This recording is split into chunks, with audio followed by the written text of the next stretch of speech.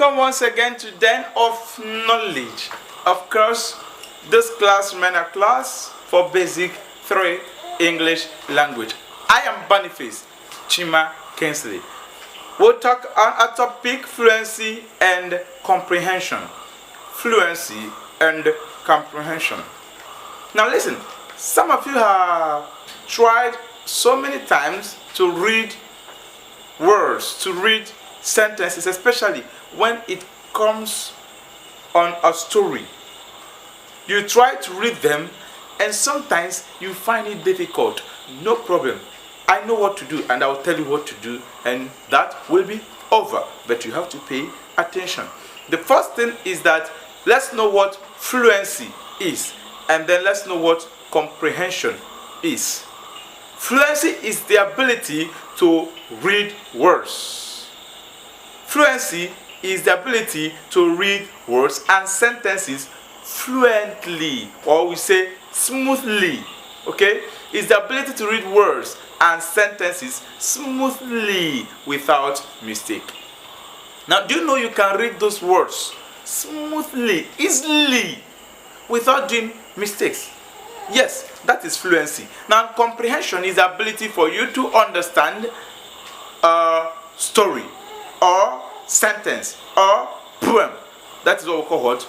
Comprehension. The ability for you to understand it. Now, these two things goes together. These two things go together. Read smoothly and then understand it. That is fluency and comprehension. You may be asking me, how can I do it? Then I'm going to give you 5 major steps. 5 major steps on what we do, and then you see yourself reading fluently and then comprehending it. The first one we are going to see here is keep yourself relaxed. Can you do breathe in, out? I found out that most times we read words on a rush.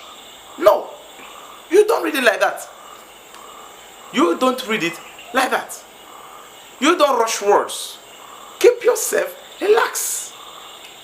Or maybe you are not comfortable and you are trying to read. You find out that you are going to do a lot of mistakes.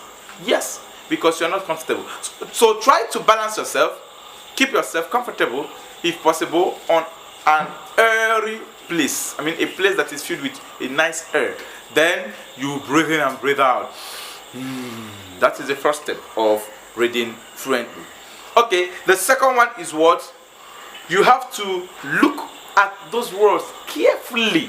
Hello? Don't scan at it. It's wrong for you to read like this. It's wrong. So you have to look at those words. I don't mean looking at the passages. Oh, no. I don't mean looking at the pages.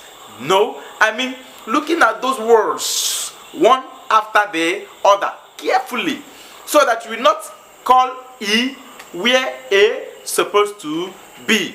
Alright? That is the second one. So read them carefully and relax yourself. These are the 2 things. Another one is use the right stress and intonation. When you look at them, already you know the right stress, you know the correct intonation to use. Use it while pronouncing it.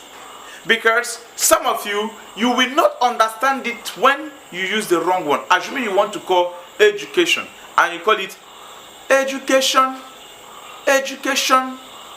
You find out at the end of it, you may not get the right understanding of that passage or story. So use the right stress. Use the right pronunciation. That is the third step. Remember, the first one is what? Yes.